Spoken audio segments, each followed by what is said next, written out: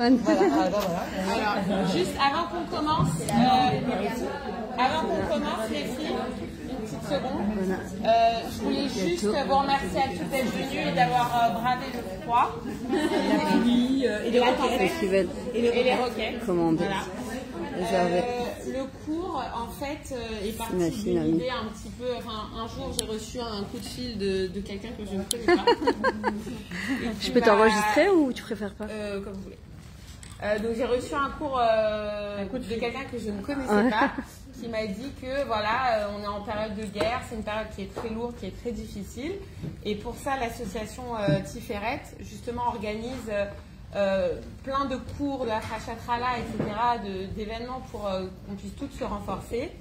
Et l'idée c'était quoi? C'était de faire un cours du coup avec la rabbinite Metoudi sur un thème pour vraiment, c'est un frisouk, c'est histoire de se renforcer un petit peu. Là, dans l'assemblée, il y a vraiment de tout, et c'est ça, je trouve, la force, et ce qu'on adore à Tel Aviv, c'est qu'on a des jeunes, des personnes plus matures, des célibataires, des mariés, des gens qui sont pratiquants, des gens qui ne sont pas pratiquants, mais avec une volonté commune, c'est vraiment de renforcer de transformer toutes nos pensées qui sont un peu dark en ce moment, en des choses plus positives, et vraiment envoyer toutes ces bonnes énergies pour le retour de nos Khatoufim. Amen.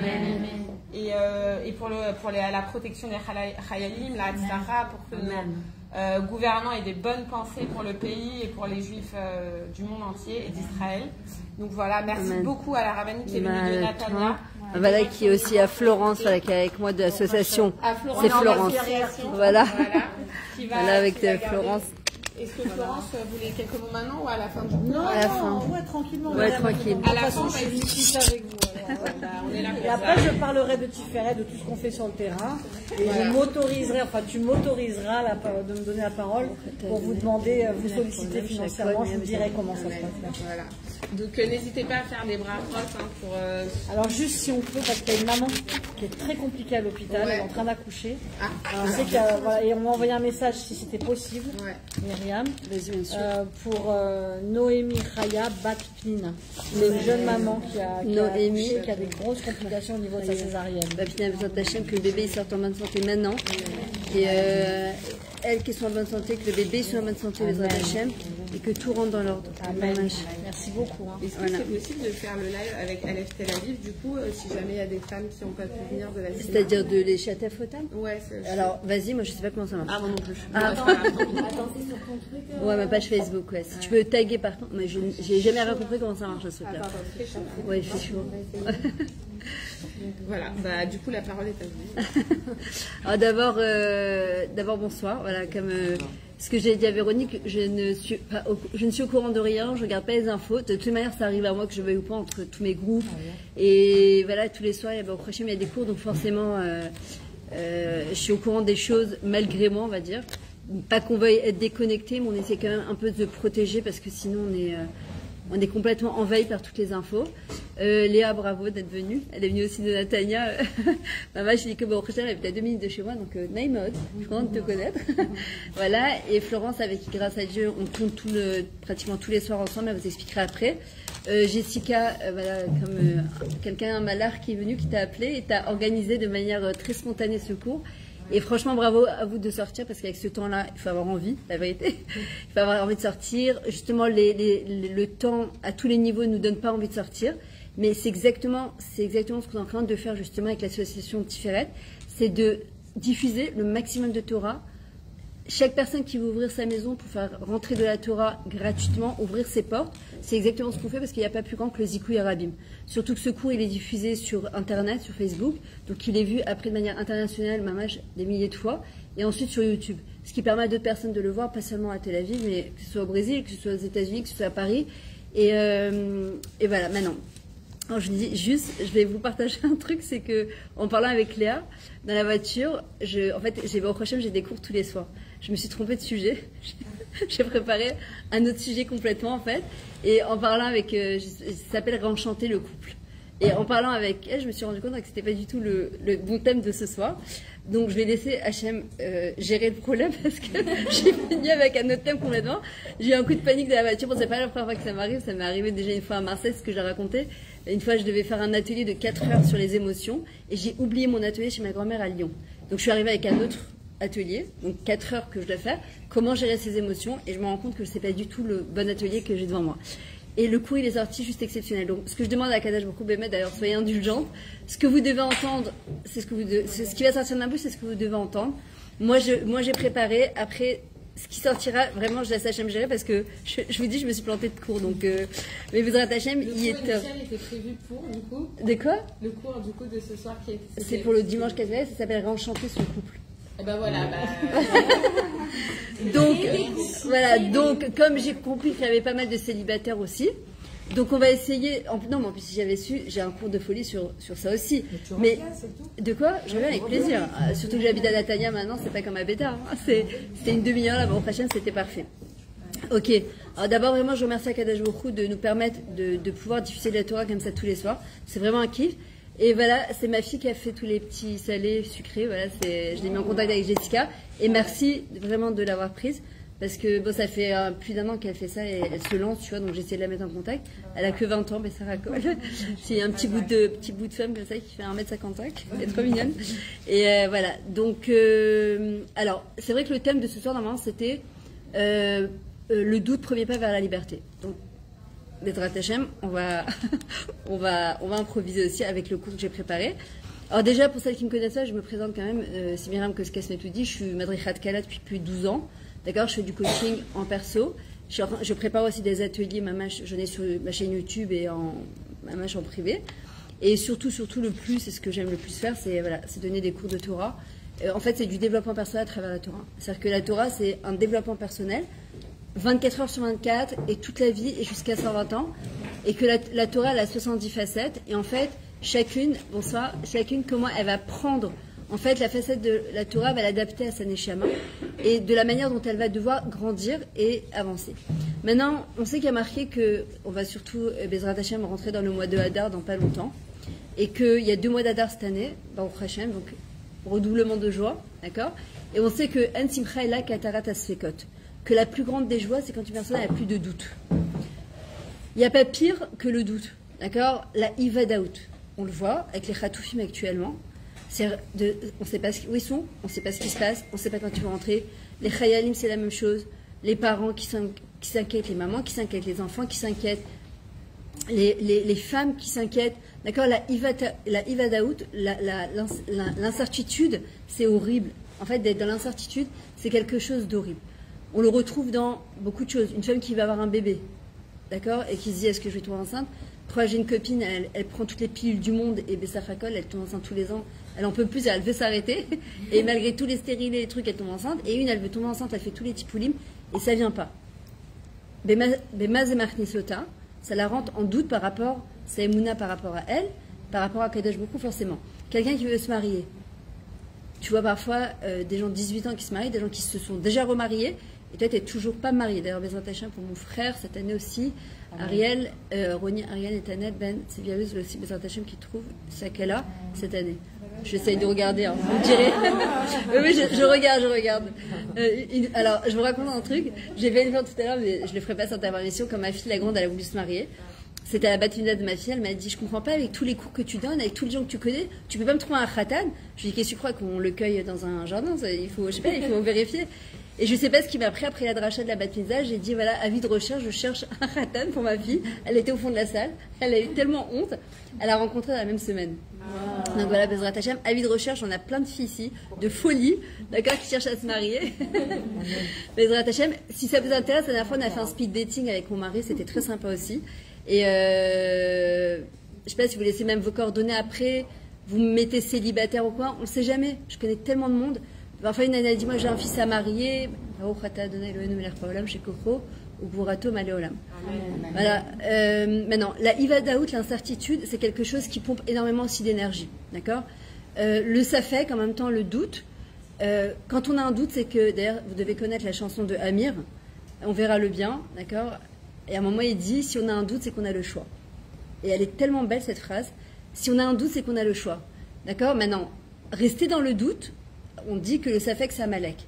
D'accord. C'est-à-dire que rester dans le doute en permanence, c'est Amalek. En action, on est dans le monde de la... Je vais voir si ça marche. C'est pas grave, c'est pas grave. Connexion internet restaurée, bon, c'est pas grave. Ça marche.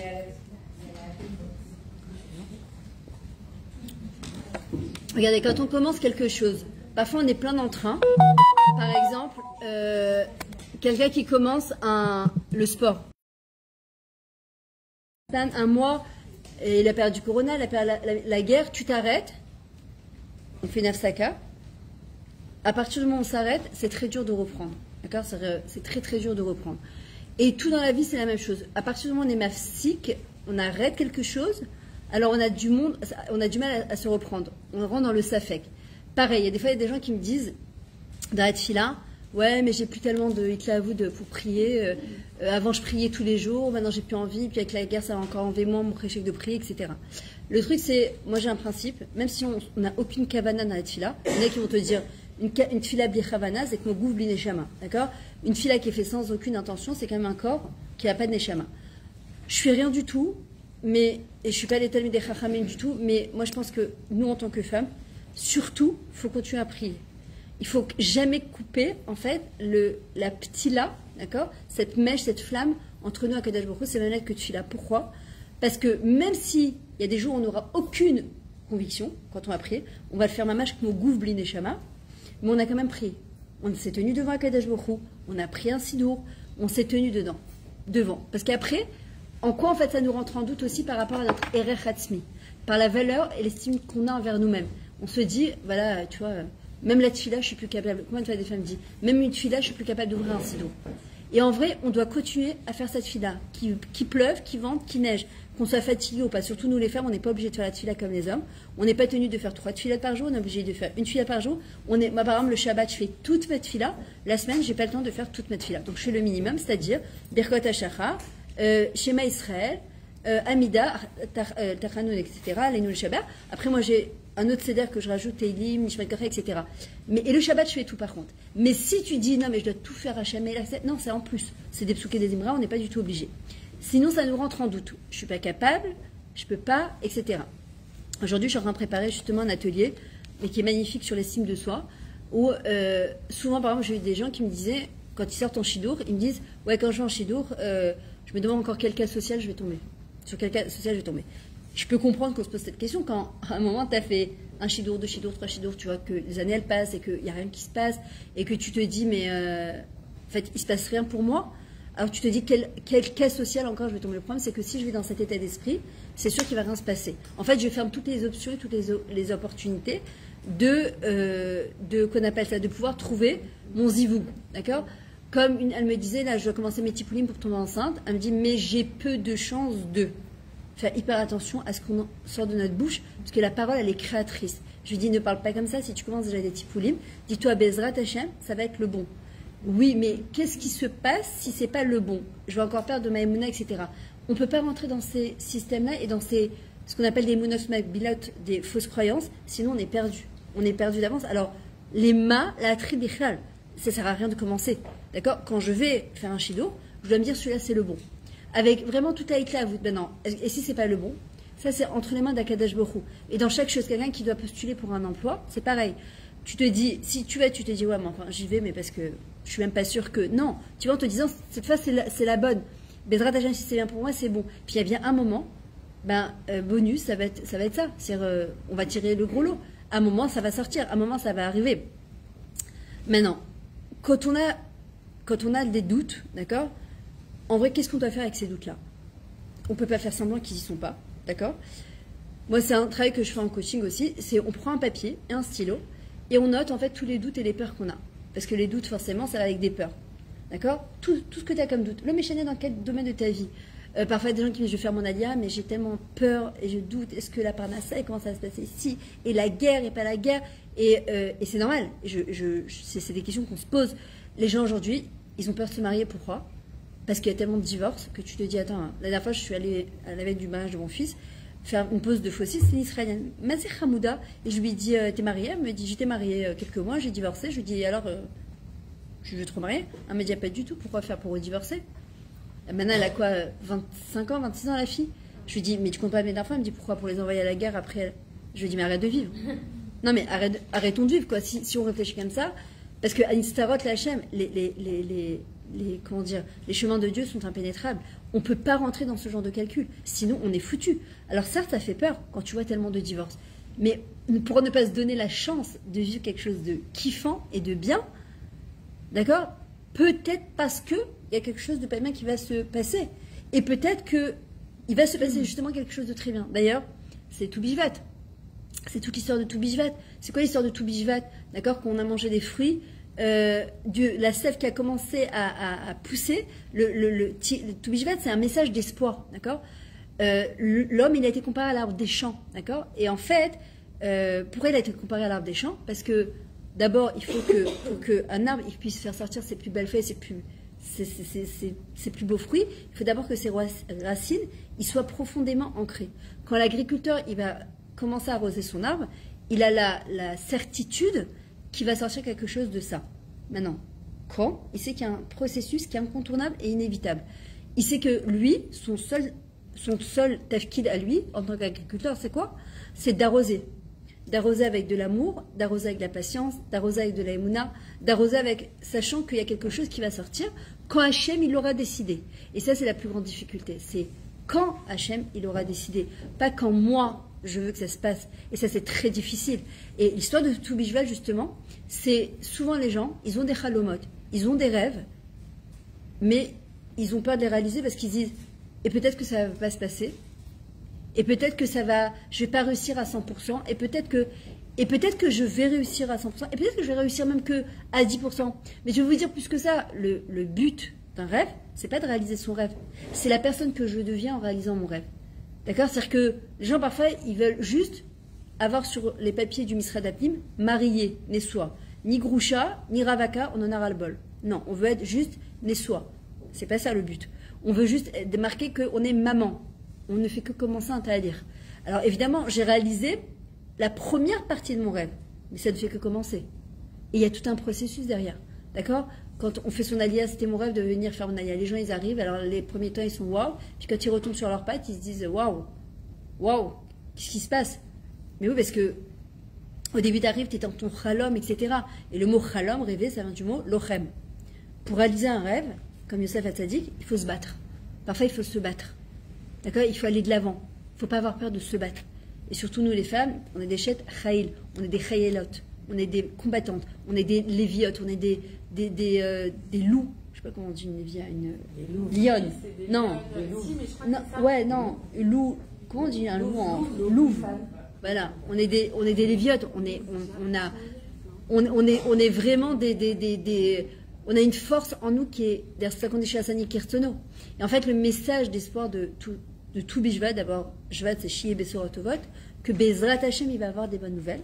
Et on doit s'accrocher à ça, parce que la Yeshua d'Akadosh Baruch Hu, la délivrance, elle arrive en un clin d'œil. En une seconde, comme ça, la délivrance, elle arrive. Parfois, tu te dis, mais quand ça va arriver? Moi, j'ai eu tellement de calottes qui me racontaient, elle me disait, je n'en pouvais plus. Je me disais, ça y est, je baisse les bras. Et comment on dit baisser les bras en hébreu? La Rimadaim. En français, on dit je baisse les bras. Mais en hébreu, tu dis Ani Pashut, Meshacheret. Mais attends, c'est pas Meshacheret, je désespère. Hein. C'est Meshacheret Kilou.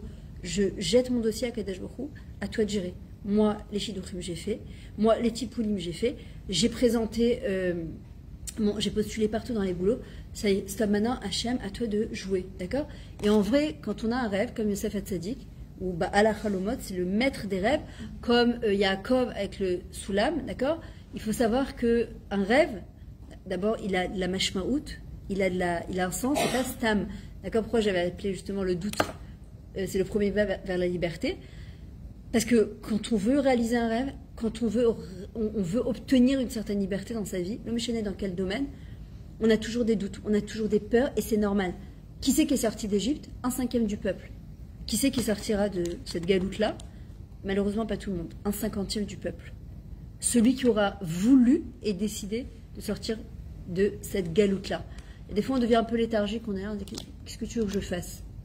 Et en fait, chacun doit se dire, moi je fais un pas en plus, puis un pas en plus, et puis un pas en plus, avec ce que j'ai comme je peux. Et j'avance, et j'avance, et j'avance. À un moment, c'est Akadosh Baruch Hu qui ouvre toutes les portes et qui nous propulse à l'extérieur. Mais on voit bien que forcément, jusqu'à la Makat Bechorot, même Israël, d'ailleurs c'est la parachat Béchélar de la semaine dernière, ils n'étaient pas du tout sûrs de sortir d'Égypte. Puis à un moment, Akadosh Baruch Hu les a pris, à Makat Bechorot, ceux qui ont voulu sortir, c'est avec la peur dans le ventre, ils sont sortis. Parce qu'ils ne savaient pas où ils mettaient les pieds. Ils allaient dans un désert. Et en fait, quand on veut obtenir sa liberté, parfois, il faut accepter de passer par le désert. Le désert en hébreu se dit midbar. Midbar, c'est la chaîne medaber. Parce que dans le désert, il y a un col à l'intérieur de nous, ce col pnimi, cette espèce d'intuition, cette voix qui ne nous ment jamais. D'accord? Mais il faut pouvoir l'écouter. Parfois, on a des doutes aussi à cause de quoi? La société, les médias, les voix extérieures. On n'est pas du tout méroubar à notre voix intérieure. L'intuition ne trompe jamais. En fait, c'est quoi cette intuition? Ce kol pnimi, ce sixième sens, c'est ce ribour qu'on a avec Akadosh Baruch Hu. D'accord? Parfois, tu te dis, si dans le midbar, dans le désert total, d'accord, avant d'arriver en Eretz Israël, il fallait passer par ce désert, c'est qu'est-ce que je veux, moi, vraiment? Sans ma mère qui me dit, sans mon père qui me dit, sans ma copine qui me dit, sans ma voisine qui me dit, sans le Rav qui me dit, sans le Mekoubal qui me dit. Moi et Boré Olam. Qu'est-ce que je veux vraiment? Be'emet. Marqué dans la Shri Betecha. Asher ikra'u be'emet, retzan yirav yaseh. Celui qui appelle Hachem be'emet. Pas ratiklage comme ça. Non, be'emet. Hachem, regarde, je sais plus quoi faire, il faut que tu m'aides. Donne-moi un signe. Aide-moi. Qu'est-ce que je suis censé faire? Et alors là, Retzon et Re'av Yaseh, il fera la volonté de ceux qui le craignent vraiment. Celui qui appelle Hachem Be'emet, alors Akadosh Baruch Hu, il lui répond. Mais il faut être capable de neutraliser en fait toutes les voix extérieures qui nous bouffent en fait en disant mais tu devrais faire ci, tu devrais faire ça, etc. Et puis forcément, à partir du moment où tu prends une décision, quelle qu'elle soit, tu auras toujours les gens qui t'entourent, qui vont te dire t'es sûr que tu pars en Israël? T'es sûr que tu veux te marier avec celui-là? T'es sûr que tu veux faire un petit poule? T'es sûr? Ah, je crois que tu voulais partir. Je t'aurais attaché, je t'aurais pas laissé partir.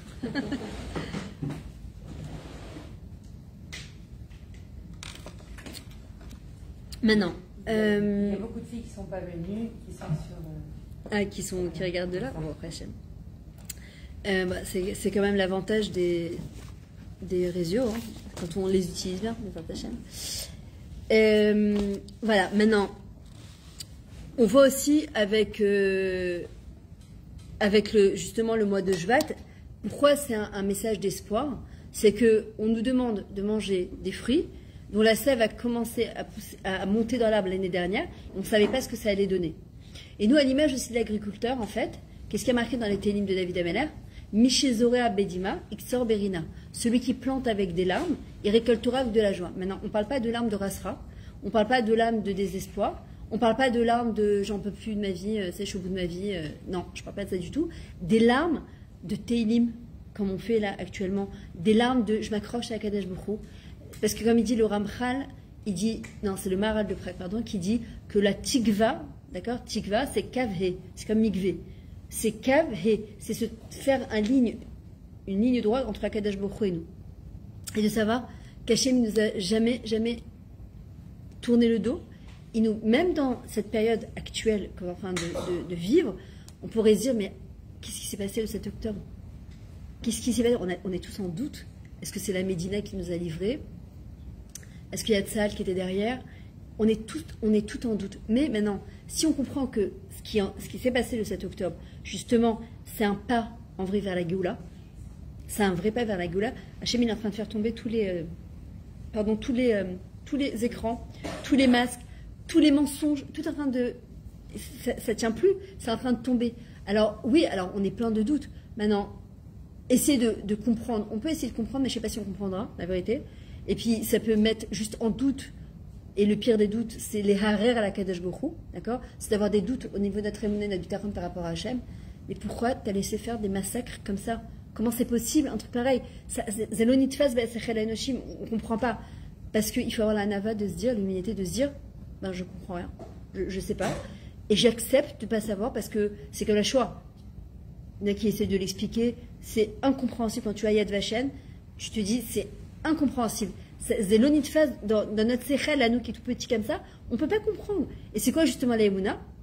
La Emouna, c'est quand j'arrive à la limite de ma logique, c'est que là que la Emouna elle démarre. Et c'est exactement ce qui se passe. La seule chose qu'on sait et qu'on comprend, c'est qu'on est en train de vivre le processus de la Géoula, quand elle va arriver, je suis comme vous, elle peut arriver à n'importe quelle seconde.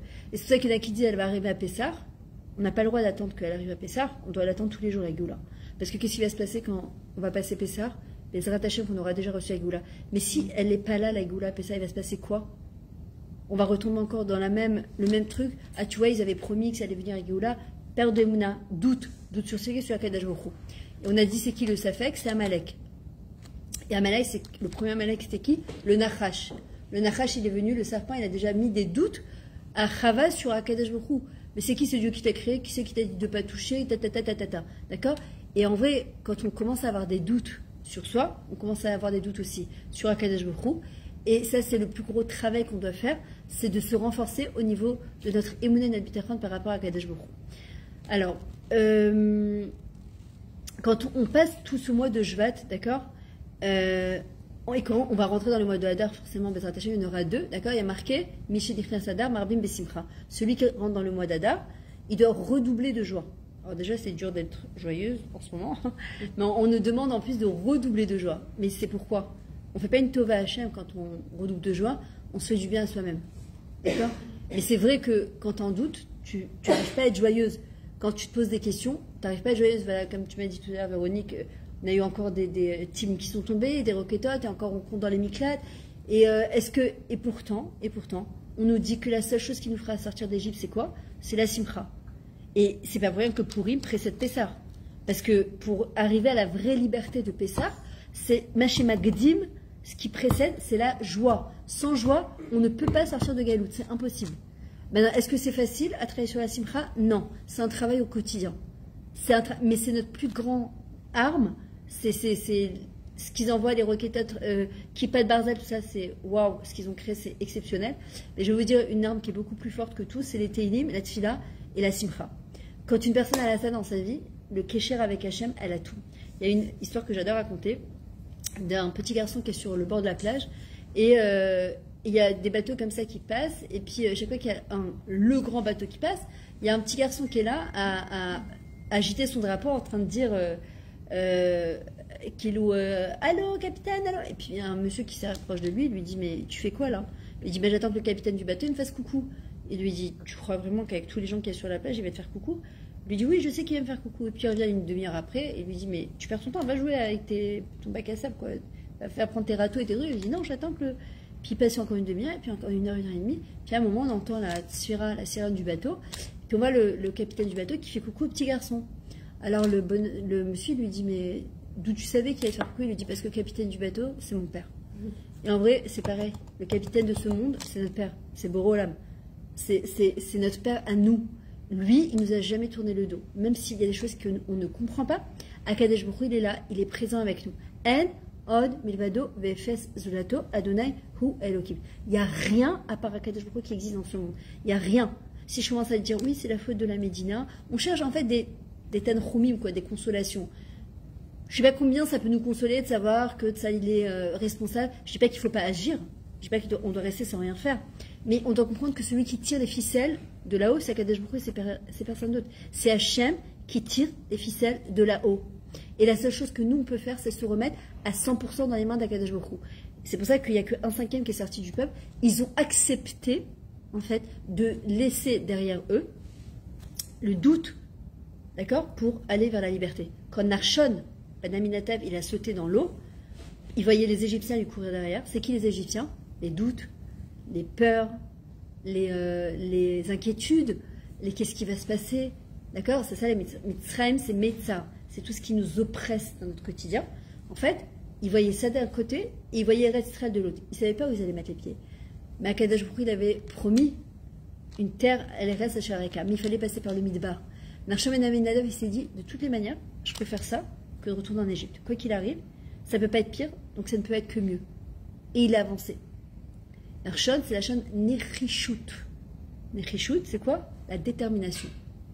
La détermination, c'est l'ingrédient contraire au doute. Et Narshon, c'est la même racine que Nachash. Il vient faire le tikkun justement du serpent, de Adam et Chava. D'accord? Qui vient lui mettre des doutes à Chava. Narshon, il vient et dit, moi je saute alors.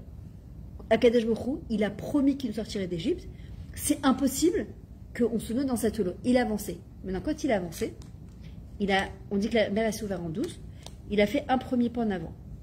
Et on dit que le Me'am Loez, il dit, écoutez bien ça, chaque vague faisait 1800 mètres de hauteur. Je ne sais pas si vous imaginez les tsunamis qu'on a entendus, c'est 1800 mètres. Imagine, tu as des vagues, tu te dis, mais je fais quoi là? Et il avançait encore un petit pas, jusqu'à un moment marqué, va ma'emigio ad nafesh. C'est-à-dire que l'eau, elle est arrivée jusqu'à là. Narshon, il a dit, Dai Hachem, stop. Et à ce moment-là, la mer, elle s'est ouverte complètement, elle a englouti tous les Égyptiens. À cette image, parfois on est là, Hachem, ad ma taille. Jusqu'à quand je restais ravaka? Jusqu'à quand je vais pas avoir d'enfant? Jusqu'à quand je galérais dans ma parnassa? Jusqu'à quand je galérais avec mon poids? Jusqu'à quand je manque de mon Jusqu'à quand, Kadosh Baruch Hu, on va vivre cette galoute? Jusqu'à quand? Et en vrai, on avance.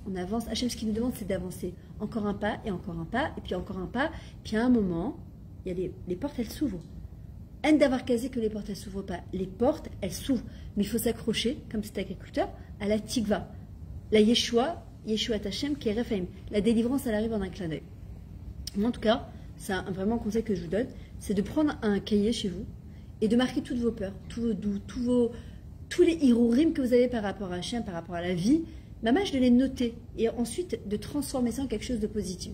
Là, je suis en train de travailler avec une petite jeune justement de Paris, pareil, qui n'est pas mariée, qui est plein de doutes, etc. Mais le nombre de peurs qui est sorti, mais c'est comment tu veux faire venir un khatan, en fait, dans un cœur qui est tellement rempli de doutes et de peurs et d'angoisse et de stress. Il faut que le Kéli, il soit complètement naki, il faut qu'il soit vide, il faut qu'il soit prêt à recevoir le shefa et la bracha. Hachem, il ne lui manque rien. Des khatanim, il ne lui en manque pas. De l'argent, il ne lui en manque pas. Des enfants, il ne lui en manque pas. Des maisons, il ne lui manque pas. Hachem, il ne manque rien. Il a tout. Zemekor bracha. C'est la source de toutes les brachot. C'est nous qui bloquons parfois le shefa. Parce que, on ne croit pas assez qu'il veut nous donner ce qu'il y a de meilleur pour nous. D'accord? Nous, on se dit non, je ne suis peut-être pas assez religieuse, donc je ne mérite pas autant. Peut-être que je ne me compare pas comme il faut. Alors peut-être que le doute, et encore le doute, et encore le doute.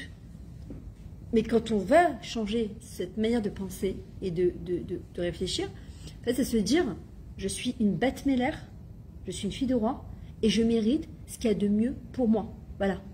C'est pas Magali. Ce mot, il est déplacé. C'est Ani Reouya.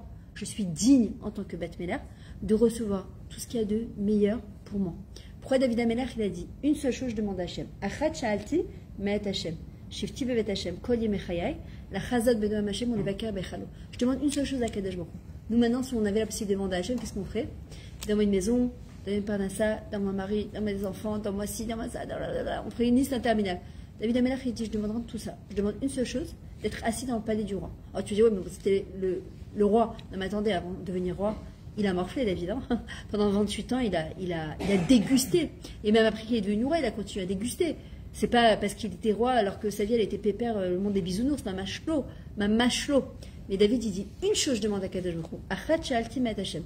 Shifti bevet Hachem kol yemechai. Je fais pas rentrer Hachem dans ma vie. C'est moi qui suis assis dans le palais du roi. Et si je suis assis dans le palais du roi, alors j'ai tout. Après, je peux demander en détail, c'est Bessédar Gamour. Mais d'abord, la première chose, c'est Hachem. Moi, je suis ta fille. Et toi, il te manque rien. Et moi, Shakol Nia Bedvaro, ce qu'on dit, tout a été créé par ta parole. D'accord? Et en vrai, qu'est-ce qu'on dit quand après on a fait Shakol? La bracha achrona, c'est quoi? Boré nefashod vechesronan. Qu'on a des nefashod, mais on a été créé manquant. Pourquoi? Pour pouvoir demander à Kadosh Baruch Hu. Et qu'est-ce qu'il demande David Ameler?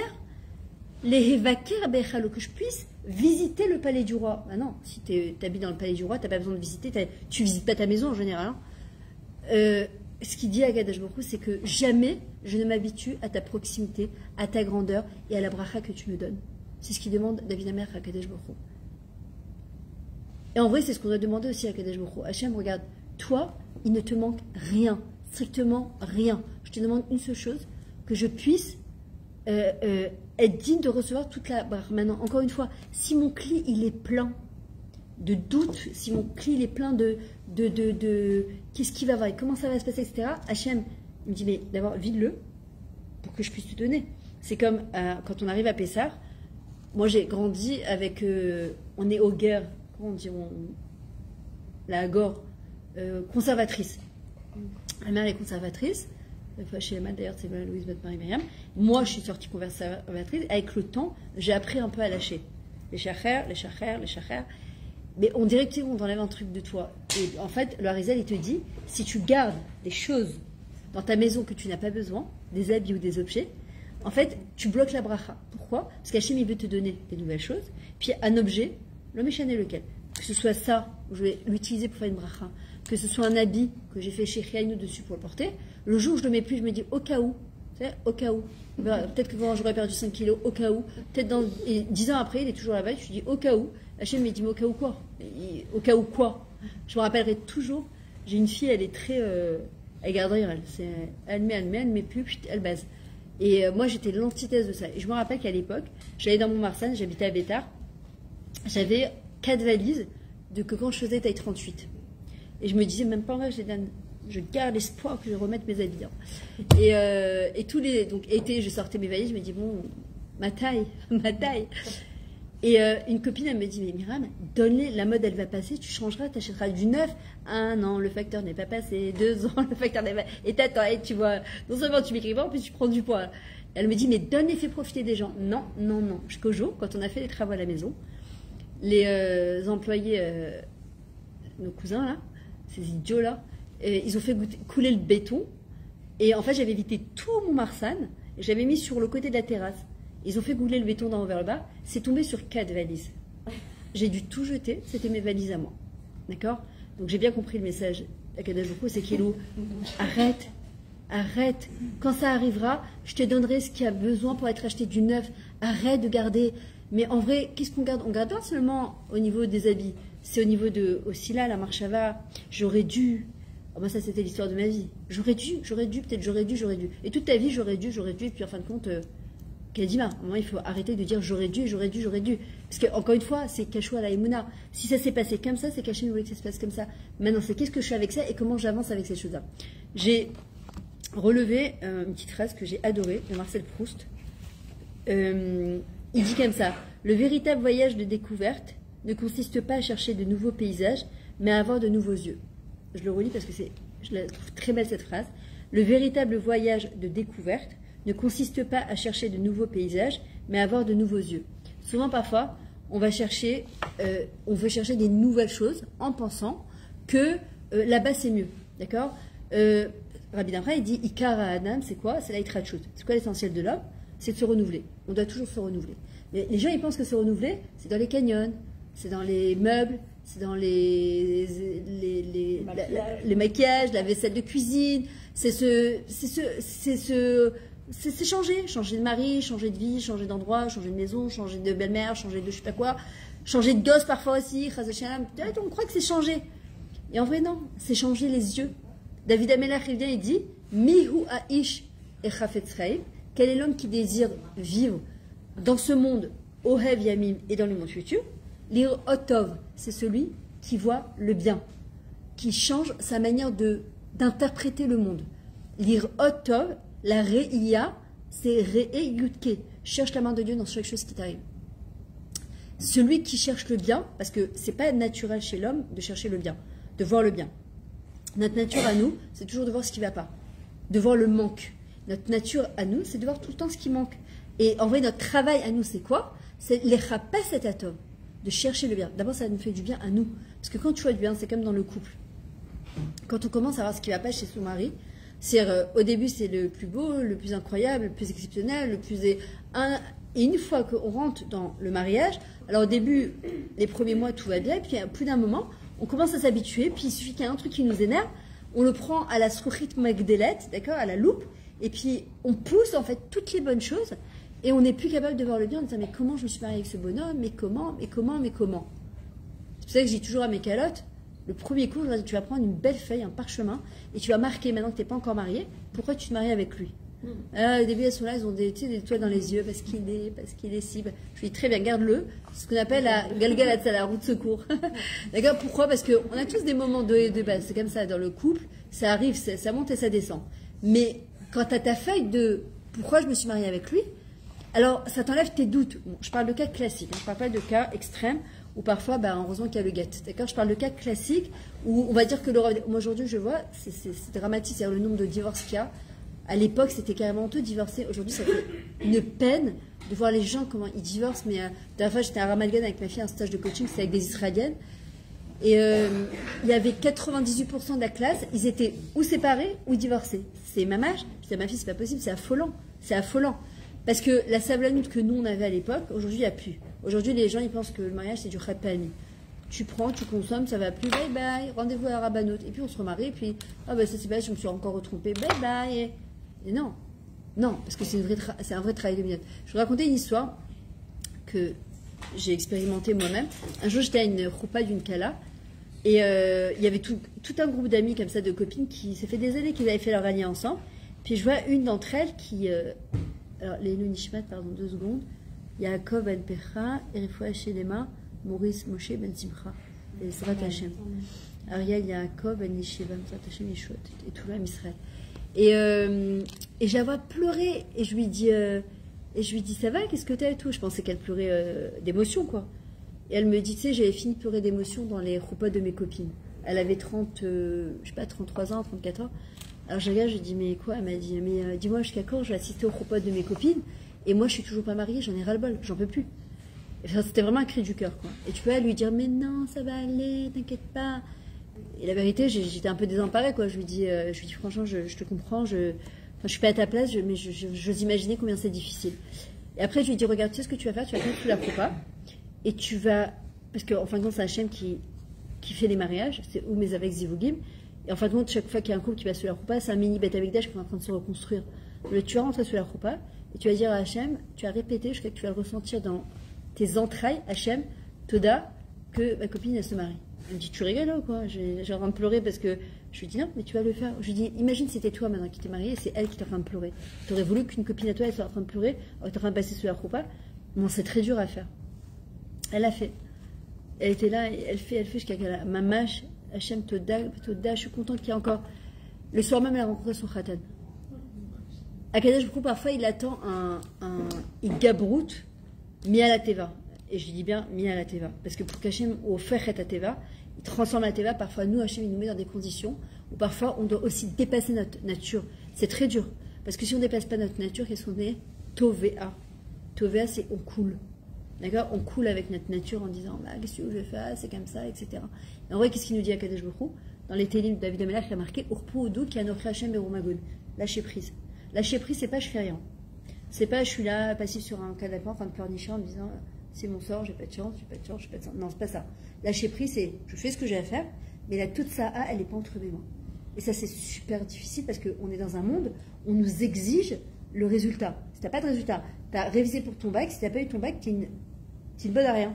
À l'école, je me rappelle, il y en a qui révisaient 2 jours avant leur bac, qui sortaient avec la mention super bien, et toi, tu as révisé avec des cours particuliers, etc.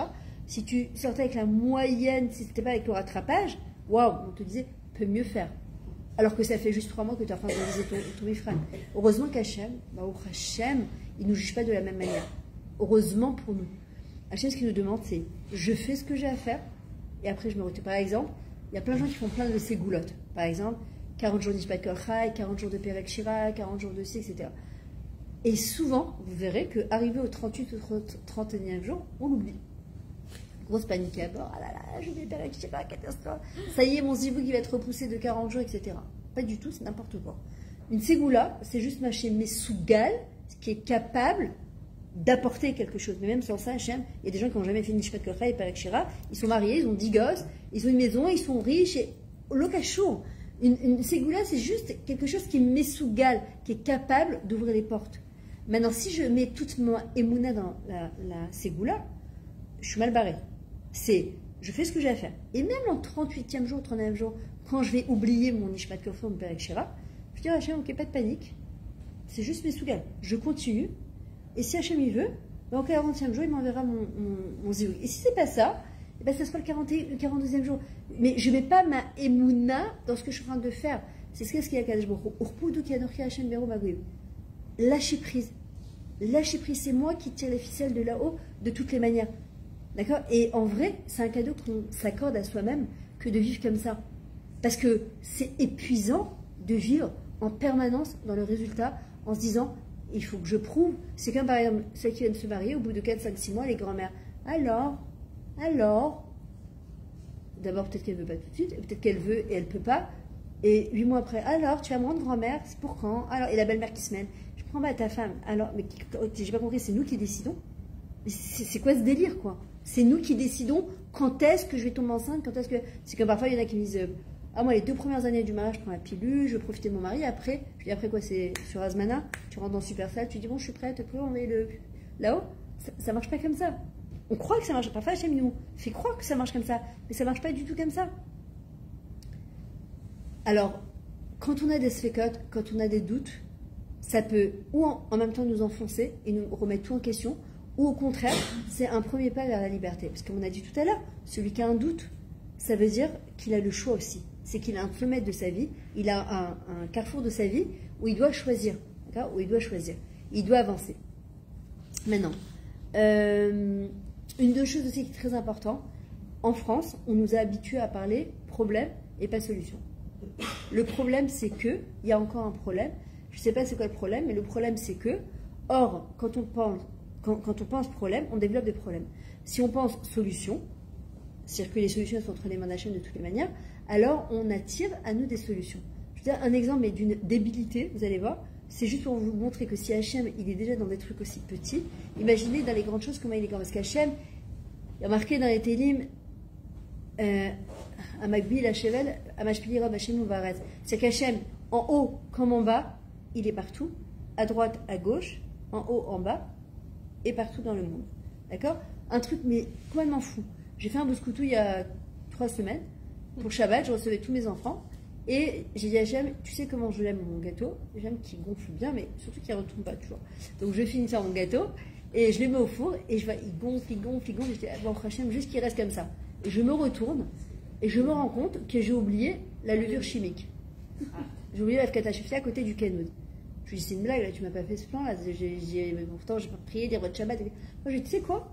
Comme le cours, là, franchement, je lui dis, c'est toi qui gères, là. Il faut que mon gâteau, il sort bien les rois de Shabbat Kodesh. C'est toi le grand chef, c'est toi le grand chef cuisinier. Je peux faire un miracle. Écoutez, depuis, je mets plus de levure chimique. Le gâteau, il sort exceptionnellement bon. Et tous les Shabbats, je le fais sans levure chimique.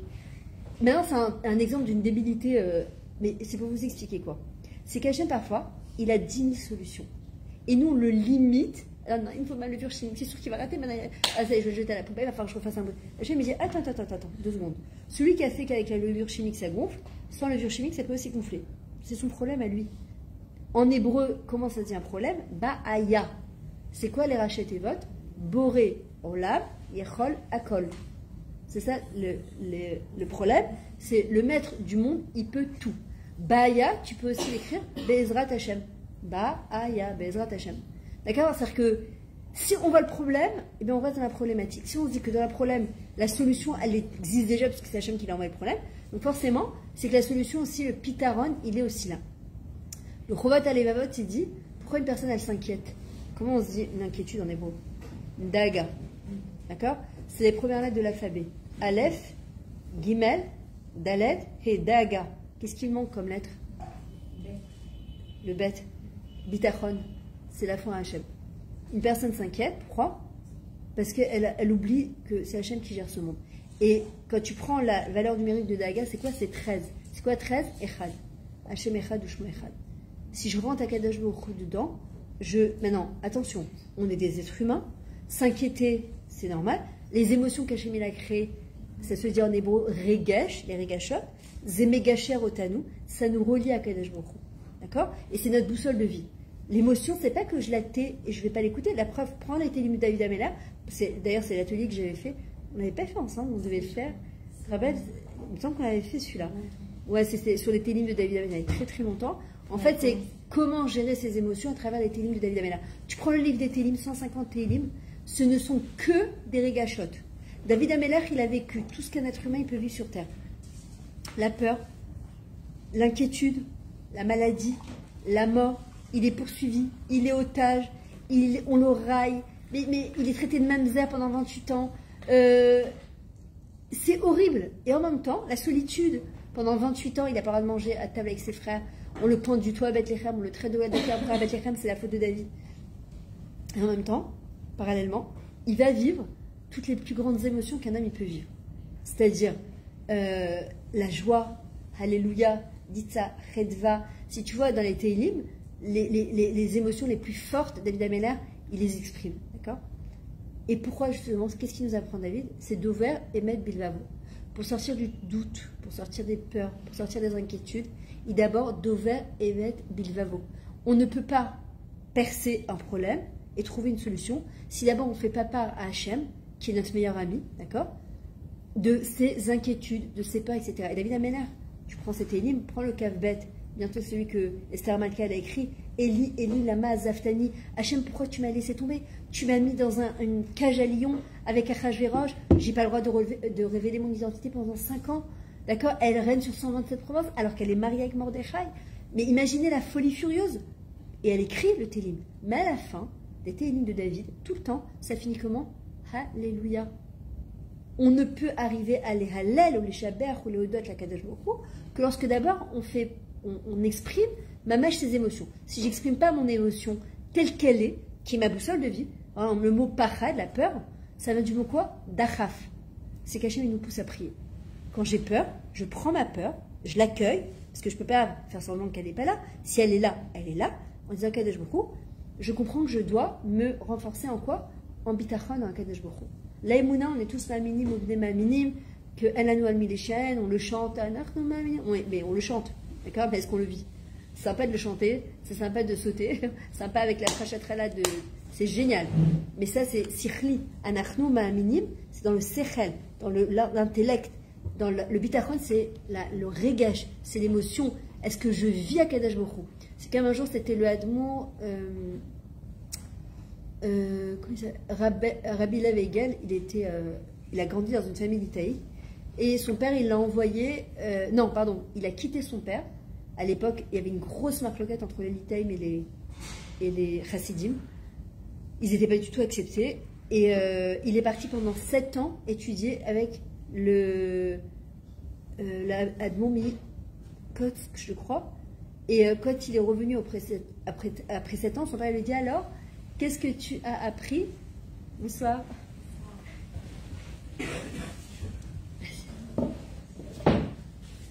Il lui a dit alors, qu'est-ce que tu as appris pendant ces 7 ans? Alors il lui a dit que Dieu existe. Alors il appelle la servante et lui dit, la servante, elle lui dit, il lui dit, c'est qui gère ce monde? Elle lui dit, c'est Dieu. Il lui dit, elle le dit, mais moi je le vis. Toute la différence, c'est, on sait tous que Dieu existe, on est tous en Eretz Israël, on sait tous que la Géoula va arriver, quand on ne sait pas, comment on ne sait pas, on sait tout, on a toute cette émouna, mais il y a le savoir, et il y a le vivre. Et c'est pour ça qu'une personne qui vit sa émouna, son bitachon profondément, a priori, le doute, il peut le repousser rapidement. Encore une fois, quand le doute il est là, c'est parce qu'il y a quelque chose à moi qui se présente où je dois faire un choix, d'accord? Où il y a un moment où je dois choisir. Par exemple, on sait que tout sans exception vient d'Akadosh Baruch Hu. Ce qui est marqué, Akol min Hashemayim, chutz mi yirat shamayim. Tout vient d'Hachem, tout sans exception, sauf quoi? La crainte du ciel. Alors, il est où mon koach bechira? Si tout est déjà décidé, en quoi je peux choisir? Des gens qui me disent parfois, ah, de toute façon, tout est écrit à Rosh Hashanah. Mais moi, je ne sais pas ce qui a été écrit à Rosh Hashanah. On sait que tout est scellé à Rosh Hashanah. Mais je ne sais pas ce qui est scellé je ne sais pas ce qui a été écrit dans mon livre de Rosh Hashanah, Bezrat Hashem, qu'on soit tous inscrits dans le livre de la vie, une belle vie. Pas comme on est le 7 octobre, que notre vie, elle a été complètement chamboulée et transformant à l'espace de quelques secondes. D'accord? On ne sait pas ce qui a écrit. Alors, ce qu'on sait, c'est En Mazal Israël. Qu'on est au-dessus du Mazal. On est au-delà du Mazal. Ça veut dire que même s'il y a quelque chose qui a été décidé, et écoutez bien ce que je vous dis, c'est pas forcément parfois, il y a des gens qui font plein de Torah et plein de mitzvot, mais ils n'ont pas de bitachon à Hachem. C'est fou de se dire ça. Ils ont la émouna, mais ils n'ont pas le bitachon. Quand ils sont face à une situation, à une épreuve, ou un challenge qu'Hachem il leur envoie, ils perdent, paniquent, ils s'énervent, ils pleurent, ils ont plus de simchat traïm. Et pourtant, ils sont makpidim sur la cacheroute et sur la tziout et sur leur Shabbat, etc. Comment tu renforces quelqu'un? Parce qu'il y en a beaucoup ici. Ouais. Justement, des copines à moi, elles perdent complètement confiance. Ouais. La peur de la guerre, des alertes. Elles perdent tous leurs moyens. Pourtant, elles ont une grande émouna, mais à ce moment-là, il n'y a plus rien. Alors, d'abord, il faut écouter des cours en permanence. Il faut parler avec Hachem. Il faut parler avec Hachem.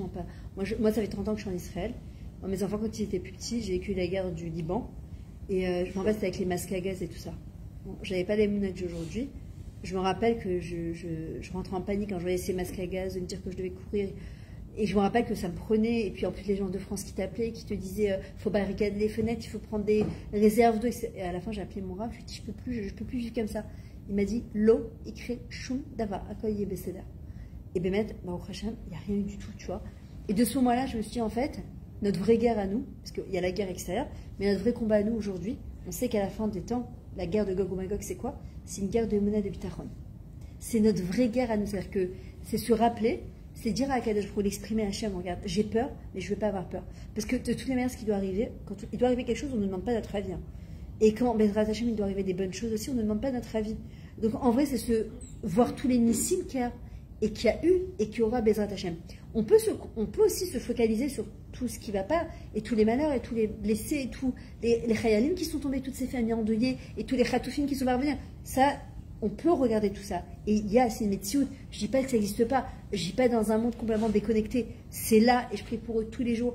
C'était un truc tout bête. Hier, je suis rentrée dans la douche, j'avais mis le boiler, et l'eau, elle était pas assez chaude. D'accord, ça arrive, alors, tu mets ton boiler, et tu n'as pas mis assez, ou il y a quelqu'un qui s'est douché avant. Et au début, j'étais là, je me dis, oh là là. Et en 2 secondes, je me suis repris, j'ai dit, Myriam, tu sais quoi? Mais pense aux Khatoufim, je sais même pas où ils sont, mais pense aux Khayalim qui sont dehors avec cette pluie-là, ils sont dans des conditions pas possibles. C'est-à-dire que, tu vois, c'est en 2 secondes, en fait, et tu leur envoies des énergies, et en fait, nos Khayalim, ils ont besoin de nous. Ils ont besoin que nous, on soit fortes. Ils ont besoin de notre sourire, ils ont besoin de notre simcha, ils ont besoin de notre émouna, notre bitachon. Le Hamas, c'est quoi? Le terrorisme, c'est exactement leur plus grand art, c'est de nous leur dire la terreur. Parce qu'ils savent que quand on est terrorisé, Hachem ne fait plus partie de la Tmouna. Et ils savent que quand Hachem il est là, ils n'ont aucun pouvoir sur nous.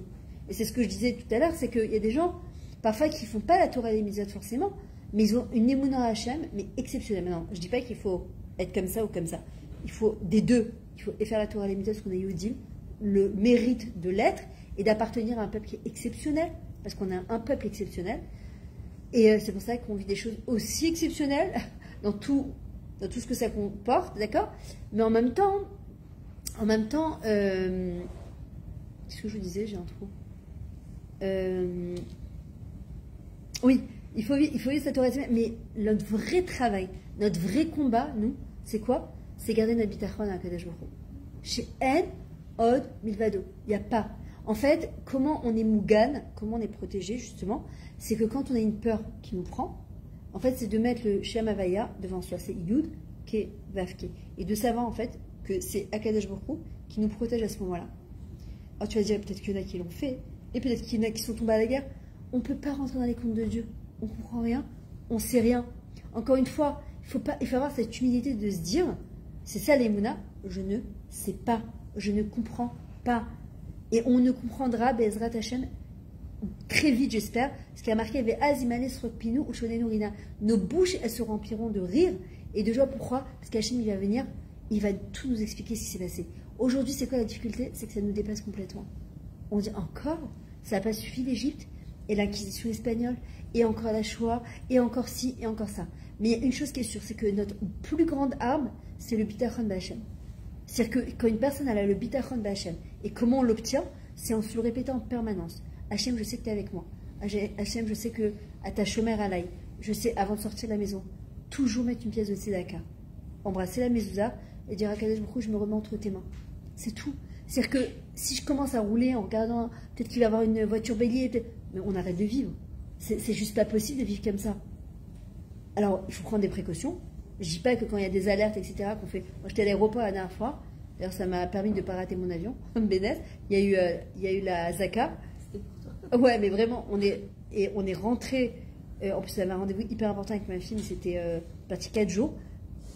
Et on s'approchait de l'avion. D'un coup, à Zaka, non, je comprenais pas. En fait, il y a des trucs, ils arrêtent tout l'aéroport, on doit rentrer dans le Miklat, quoi. Il est énorme. Et en vrai, t'étais les gens, là, ils commencent à paniquer, etc. Et en fait, je me dis, Hachem, il n'y a que toi là, il n'y a que toi, il n'y a que toi. Je me le répétais en permanence, il n'y a que toi. Lo écrit Shundava, Akol Yebeseda. Mamash Akol Yebeseda. Et se le répéter. Et d'ailleurs, c'est la chanson de Omer Adam et Yasmine Moalem qu'on a dit Yetov. Le Baal Shem Tov, il dit, on ne doit pas dire Yetov, on dit Zegvar Tov. Alors c'est dur de se le dire au moment où tu es dans le challenge, de dire, mais Mais Mayash Tov Po, en quoi il y a du bien? Parce qu'il faut savoir en fait que de chaque challenge qu'Hachem nous envoie, c'est un tremplin pour devenir et pour grandir et pour devenir meilleur et pour se construire.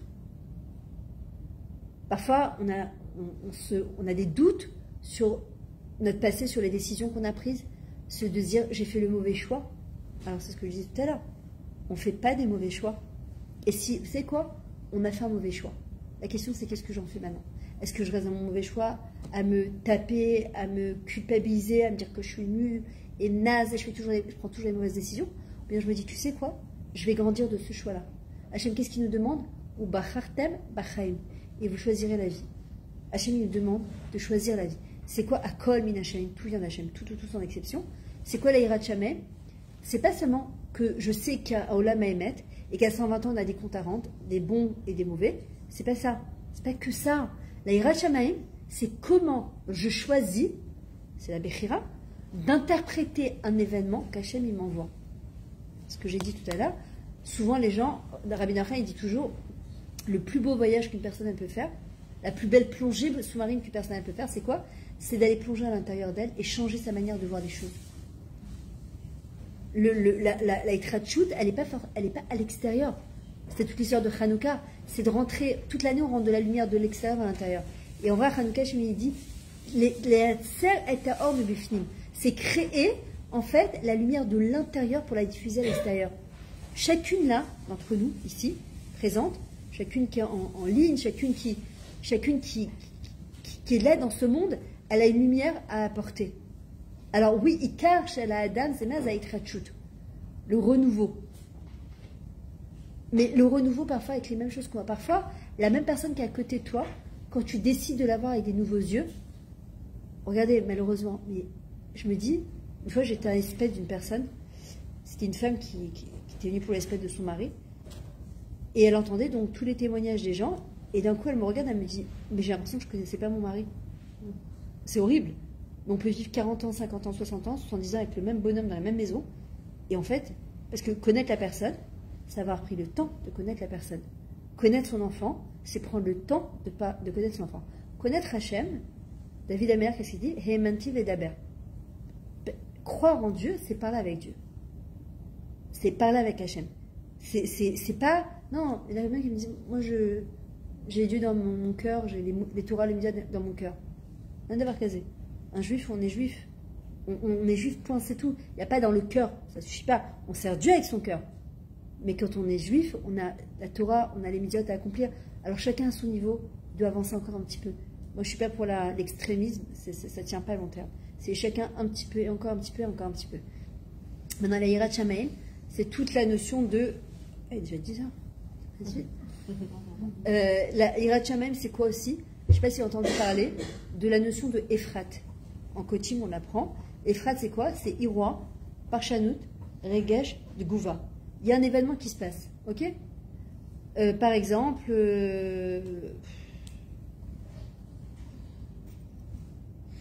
qu'est-ce que je peux vous donner comme exemple?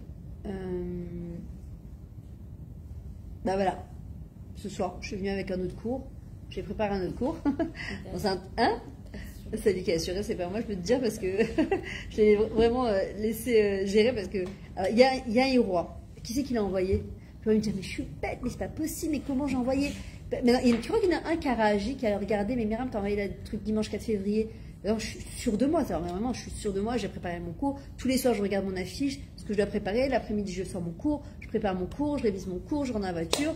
Et vraiment, je parle avec Léa, mais tout à fait naturellement. Et là, elle me dit, Jessica, Dana, je lui dis, c'est une blague. Et je rentre dans l'affiche et je vois, mais c'est pas du tout le bon cours. Donc, il y a Héroï, qui c'est qui l'a envoyé? C'est moi qui suis bête? Non, je suis pas bête. C'est Hachem qui a fait que je me suis trompée d'affiche. C'est pas moi, c'est pas de ma faute. C'est Hachem qui a fait. Maintenant, elle est où ma Yirat Shamayim? Je vais commencer quoi? À m'énerver dans la voiture? Je vais retourner à Nathalie chercher mon cours, je vais arriver à 10h du soir ici, j'ai gagné quoi? Je vais commencer à pleurer, je vais commencer à paniquer, je vais commencer à stresser. C'est ce qu'on appelle la parchanout, l'interprétation que je donne au héros. Et ça, c'est la clé de la hatzlacha dans la vie. Dans chaque chose, avec son mari, avec ses enfants, avec son boss au travail, avec quelqu'un qui te fait une queue de poisson sur le biche, quelqu'un qui te fait un sale coup. La parchanout, c'est-à-dire comment, comme la parachat à Shavua, d'accord? La parachat à Shavua, il y a des gens qui vont te la traduire de manière exceptionnelle. Les pères de la paracha, il y en a, ils vont te mettre un coup de rasra dans la paracha, mais la même, hein. Mais la même chose, ouais, à cause du truc, à cause du Hachonara, à cause du Moutiout, à cause de ça. Et l'autre, il va te dire, regarde comment Hachem, il aime son Am Israël, regarde comment l'Am Israël, il est miouchat, comment Hachem. C'est les mêmes mots, la même paracha, la même chose exactement. L'interprétation que je choisis, et c'est ça, au Bachartam Bachai, de donner au Iroua qui se passe. Qu'est-ce qui va se passer? Si je choisis d'interpréter l'événement de manière positive, eh ben, il va se passer que mon émotion, Iroua, Parchan Regesh, mon émotion, il sera positive, et donc ma tgouva, ma réaction, elle sera en conséquence. Si je commence à mal juger ou à interpréter de manière tordue, ben, il va se passer que mon émotion, elle est tordue, et ma réaction, elle est en conséquence. Comme une fois, Jim Rohn, c'est un des grands coachs aux États-Unis, il raconte qu'un jour, il était dans un train, et il y a un papa avec 3 ou 4 enfants, je ne me rappelle plus. Ils étaient agités, ils avaient 6 heures de train et ils sautaient partout. Et le père, il était complètement dépassé par les Allemands, il ne bougeait pas. À un moment, Jim Rohn, il raconte, ça commence à monter à la tête. Je me suis dit, non mais là, il faut qu'il les tienne, là, c'est pas possible. Il dit, j'avais les nerfs. À un moment, je me lève, je vais le voir et je lui dis, écoutez monsieur, vous ayez l'obligeance de tenir vos enfants. Je ne compte pas faire moi 6 heures de train comme ça. Il le regarde et il lui dit, écoutez, je suis désolée, on vient d'enterrer leur maman. Oh. Il dit, en 2 secondes, ma colère, elle s'est transformée en bienveillance, en compassion. Pourquoi? Parce que j'ai une interprétation différente des événements. Vous comprenez? Et pourquoi quand Akadosh Baruch Hu nous dit la doun les kav zechut, c'est quoi? Juger favorablement une personne. Pourquoi il nous demande de juger? Parce que Hachem, c'est comme si en fait, il nous livre un événement et il attend de nous. Il dit, regarde bien, je te fais confiance, je veux que tu juges bien cet événement ou cette personne. Parce que cette personne a besoin de mérite, et toi aussi tu as besoin de mérite. Puis un jour, tu vas te retrouver dans une situation où toi aussi tu vas être jugé, où tu vas devoir être jugé. Mais quand tu as appris à bien juger, le Baal Shem Tov dit, quand on arrive à 120 ans, Akadosh Baruch Hu va montrer toute notre histoire, toute notre vie, mais on ne saura pas que c'est nous. Et quand une personne, elle s'est habituée à juger favorablement, qu'est-ce qu'elle va voir? À 120 ans, elle va dire, ouais mais la pauvre gars, elle s'était pas encore mariée, là elle s'est mariée, là elle était enceinte avec les hormones, elle était en Shmirat Hirayon, là elle allaitait, là c'était compliqué, là c'était la guerre. Mais une personne qui juge tout le temps en permanence, elle se juge elle-même, enfin hyper attention. Un jour, je me rappelle, j'étais à Tel Aviv, je devais donner un cours, et j'étais partie réparer mon portable chez mon cousin, qui est vraiment sur Rothschild, et j'avais été à Bétar à l'époque, donc dans le Goucher de Sion, j'avais mis 1h30 pour arriver, et je voulais aller aux toilettes. Et j'ai à mon cousin, j'étais en studio, c'est les toilettes, j'en peux, il me dit ici dans le resto d'à côté. Donc je vais voir le bonhomme, je lui dis excusez-moi, je peux aller juste aux toilettes. Maintenant j'étais avec un sac dans ma main.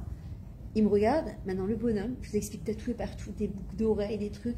Il me dit écoutez, on est ouvert Shabbat, on vend du cochon. Et vous avez un qui suit sur la tête et un problème de marataïn. Qu'on vous regarde. Je lui dis c'est pas vrai que lui sort celui-là.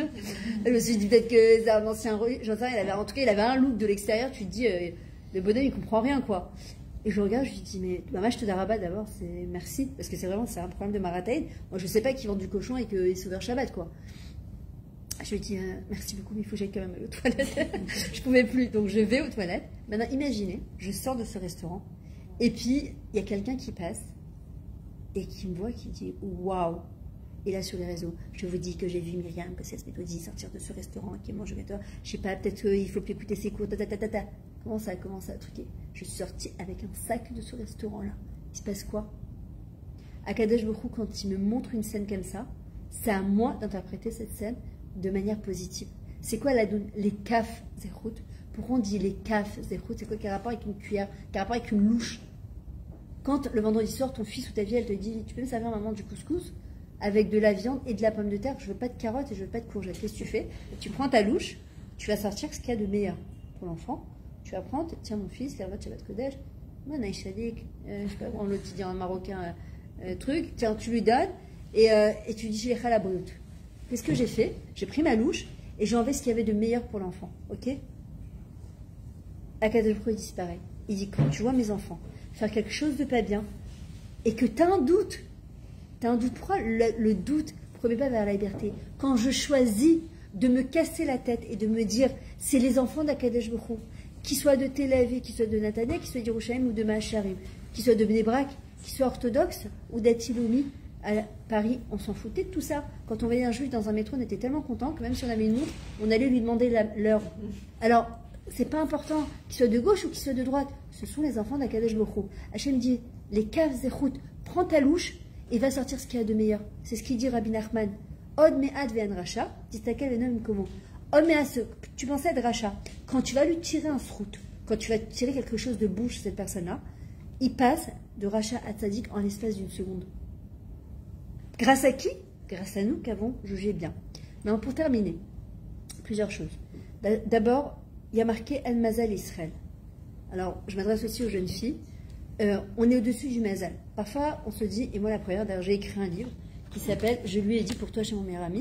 Donc, je retrace tout mon parcours depuis Créteil jusqu'en Israël, mon mariage, ma alia, il y a beaucoup de rire, il y a beaucoup d'émotions aussi. Et comment je rentre Hachem dans ma vie, justement, dans tous les challenges qu'il m'a envoyés. Et justement, quand je suis passée de quelqu'un d'extrêmement timide, on me disait à l'école que je ne savais pas parler, que je ne savais pas m'exprimer, que je ne savais pas écrire. C'est étrangement l'endroit où j'ai le plus percé, parce que justement, là, on a le plus de doutes en général, c'est aussi le plus gros potentiel de la personne.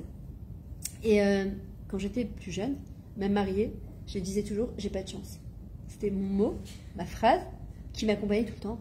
Et c'est quoi cette vie de galère? J'en peux plus, j'ai jamais de chance. Moi, j'ai jamais de chance. Et d'ailleurs, j'ai jamais gagné au loto, ou j'ai jamais gagné à un tirage au sort, forcément, parce que j'ai pas de chance, d'accord?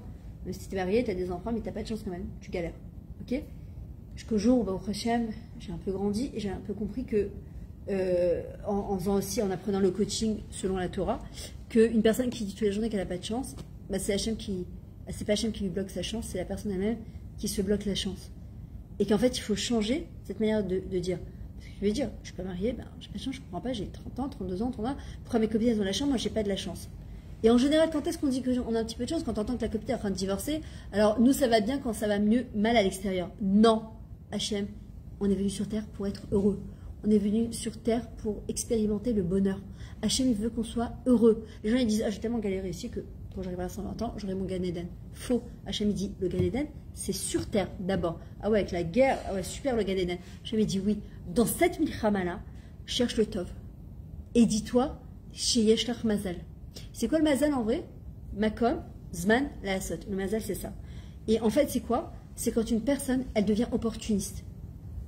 Qu'elle est au bon endroit, au bon moment, pour voir la bonne personne. C'est pour ça que, déjà, je m'adresse à toutes les jeunes filles qui ne sont pas encore mariées, ou celles qui veulent se remarier. Si vous dites que, et celles qui sont déjà mariées, j'ai de la chance d'être avec ce mari-là, encore une fois, je parle de cas classiques. Je ne parle pas de cas extrêmes. De cas classiques, si je me dis, oh là, vraiment... Mais j'aurais dû dire non le jour du mariage, mais j'aurais dû partir le jour de la repas, c'est pas possible. Pourquoi j'ai dit oui? Pourquoi j'ai dit oui? J'ai pas de chance, j'ai pas de chance. Qu'est-ce qui va se passer? D'abord, je suis méchaderet et à mon mari, donc forcément, il va se dire que c'est un poids pour moi, d'accord? Et on va rentrer dans un engrenage et quelque chose, une dynamique complètement pourrie à la maison, et donc qui va nous entraîner vers le bar Chas Shalom. Les gens qui sont pas encore mariés, s'ils se répètent toute la journée en se levant le matin, je suis bar mazal, j'ai de la chance. Makom, Zman, la Asot. Tu peux être au bon endroit pour faire la bonne chose et au bon moment, Hachem va t'envoyer ton mazal. Si une personne elle se dit, j'ai pas de chance, ton mazal il peut te passer 10 fois sous le nez. Et je vois, puisque tu n'as pas de chance, donc forcément, la personne elle peut être devant toi. Moi je me rappelle une fois, j'ai une très bonne amie à ma soeur. Elle s'est mariée très tard. Elle était très copine avec comme ça, ils étaient un groupe de garçons, de filles, très très copines. Un jour ils sont partis voir le Rav Man, Sichot Tzadkivra, qui est à Yerushalem. Ils sont demandé les deux, ensemble, une bracha pour se marier. Il les a regardés, il leur a dit, mais qu'est-ce que vous attendez? Ils se sont mariés 3 mois après. Ça fait des années qu'ils étaient super bons amis. Ils sont Echad Moulacheni, aiment le Rohim, qui aiment le Bar Mazal. Ils n'ont pas de chance, vous comprenez? Et les gens qui veulent se remarier, ils doivent se dire aussi, Bezrat Hashem, je vais avoir la chance de re-rencontrer mon Mazal. Bientôt, il est là. Il est là, il est là, il est palpable à Kadosh Baruch Hu, il est là, il va me le donner. Je termine avec cette petite histoire. Un jour, il y avait 2 businessmen qui sont partis en Afrique pour faire des affaires. Ils sont partis au même moment, pour faire exactement la même chose. Un, il arrive, il voit qu'ils sont partis ouvrir des usines de chaussures. Donc, ils arrivent, le premier, il dit, c'est qui ce débile qui m'a donné cette bonne idée d'aller ouvrir des usines de chaussures en Afrique? Tous les Africains, ils sont pieds nus. Et il est retourné bredouille chez lui. Et sa femme lui dit, mais qu'est-ce que tu fais? Il lui dit, mais c'est n'importe quoi, les Africains, ils n'ont pas de chaussures. Quelle idée d'aller ouvrir des usines de chaussures en Afrique. Et le deuxième, il ouvre des usines et devient multimillionnaire. La femme du Khouran dit, je comprends pas ça. Pourtant, ils étaient au même endroit pour faire la même chose au même moment. Mais un, il s'est dit, mais c'est quoi cette débilité? Il n'y a pas, ils sont tous pieds nus, donc il n'y a pas besoin. Et l'autre, il s'est dit, si je suis là, c'est qu'il y a une isdemnout, il y a quelque chose à faire. C'est ce qu'il dit le Rabbi Lubavitch. Un Yehudi, il n'est jamais takwa dans un endroit. On n'est jamais coincé. Ni dans son couple, ni dans son mazal, ni avec ses enfants, ni pour avoir des enfants, ni dans sa parnassa. Là où on se trouve, c'est qu'il y a quelque chose qui doit arriver, qui doit se trouver, Bezrat Hashem. Alors en tout cas, je nous souhaite que même si on a tous des doutes, et c'est normal d'avoir des doutes, les ébécédaires d'avoir des doutes, le seul truc c'est qu'il ne faut pas rester dans le doute. Le doute, c'est juste un tremplin pour nous permettre de prendre des bonnes décisions, Bezrat Hashem. Écoutez cette voix qui est à l'intérieur de nous. Et je peux vous dire d'expérience, elle ne trompe jamais. Moi, je sais que chaque fois que je ne me suis pas écoutée, je me suis plantée. D'accord? Et que chaque fois que je me suis écoutée, Baruch Hashem, je ne me suis pas trompée. Parce qu'Akadosh Baruch Hu, il nous souffle à l'intérieur de nous qu'est-ce qui est nachon de faire, ce qui n'est pas nachon de faire. À condition qu'on neutralise toutes les voix extérieures qui pensent tous savoir ce qui est bien pour nous. Hein. Tout le monde sait très... Sauf nous. Nous, on ne sait pas ce qui est bien pour nous. Et en vrai, on sait très bien ce qui est bien pour nous. Et Hachem, quand on est mechoubar à lui, on est accroché à lui, on sait très bien ce qui est bien pour nous. Donc, Bezrat Hachem, je souhaite à tout en tout cas, d'abord de se renforcer en Emunah et Bitachon, parce que si on a ça, on a tout. De se renforcer en Simcha, que Bezrat Hachem, toutes celles qui ne sont pas encore mariées, vous trouvez votre Zivug, Gvar Achodesh, Bezrat Hachem, que vous m'appelez pour faire d'Al-Rachat Kalot et des migvés de Rachat Chala, Bezrat Hashem, plein, que toutes celles qui veulent des enfants, c'est des enfants, que tous les Chayalim rentrent à la maison, que la Milchama elle s'arrête, que les Chatoufim rentrent à la maison, que la Géoula elle arrive, et que Akadosh Baruch Hu puisse enfin se dévoiler, Ba'ava ou Besimcha, Bechesed ou Berachamim. Maintenant, avant de laisser la parole à Florence, après on fera la prochaine. Oui, on va essayer, il nous faut un petit miracle pour la pâte. Pourquoi qu'est-ce qui se passe? Ah ouais, effectivement. Alors, en tout cas, juste avant de laisser la parole à Florence, celles qui sont intéressées. Donc, comme je vous ai dit, j'ai mon livre, celles qui le prendront, il y aura une petite dédicace, évidemment. C'est, bon, Florence, elle l'a lu. N'hésitez pas, je l'ai fait en 2 Shabbats, tchit-tchat. Ouais, c'est vraiment, c'est facile. Bah, c'est comme je parle, comme je vous parle, je parle dedans aussi. J'ai aussi un nouveau qui est sorti, il y a plusieurs nouveaux qui sont sortis. Bon, il y a ceux, la pensée positive 1, le 2, surtout en temps de guerre. Celles qui ont du mal avec les pensées positives, je vous le recommande aussi. Il y a un nouveau qui vient de sortir, c'est Mais dans notre cœur du Rav Posen, celui qui a écrit Entre tes mains. Exceptionnel sur toutes les... D'ailleurs, j'ai donné peu de coups de cours sur Facebook sur ça, sur le Badadam Lachavero. Extrêmement important de travailler sur l'amour du prochain. Il y a plein d'histoires, combien c'est important de dire des compliments, de dire des mots gentils, de relever une personne. Mamash, c'est tellement important. Il y a aussi toute la biographie du Chafetz Chaim avec plein d'histoires. Et il y a aussi le fils du Rav Pinto. Il a dit que celui qui étudie le Or HaChaim HaKadosh, c'est sur la Parashat HaShavua. En fait, il y a tous les Sfarim, Bereshit, Shmot, etc. 10 000 par jour, c'est une gloire pour la Parnassa. Donc celles qui sont intéressées après, il y a aussi Rabbi Baruch Toledano, c'est toute sa biographie. Ça vous fait de la lecture pour Shabbat. Vous pouvez payer en billets, vous pouvez payer en espèces, en tout cas. Kol HaKavod que vous êtes sortis. Celles qui veulent réorganiser un cours, aussi chez elles. D'accord, comme Jessica l'a fait, ça peut être là, ça peut être dans votre maison. Vous n'hésitez pas. Je vais vous faire passer une feuille, vous marquez vos coordonnées. Comme ça, je vous rentrerai dans un groupe de Tel Aviv. Et celles qui veulent organiser, ben, allez-y, n'hésitez pas. En espérant que la prochaine fois, j'ai gardé mon cours. Voilà, et voilà. En tout cas, voilà, je vais laisser la parole à Florence. Bien sûr. Il y a Oubania, parmi tous les relais, Voilà, moi je vais tâcher d'être pragmatique parce que je vais là. Je sais pas si on va pouvoir la faire. Elle est toute liquide. C'est pas grave, même si tu prélèves sur une pâte, c'est l'intention, hein Myriam, c'est l'intention qui compte. Donc c'est l'unité de toutes les femmes qui va faire que tout ce qu'on va demander à cette pâte, elle va pouvoir sortir que des bonnes ondes. C'est ce que je ressens ici, vraiment. Ouais, je viens pas. C'est marrant parce qu'en Israël.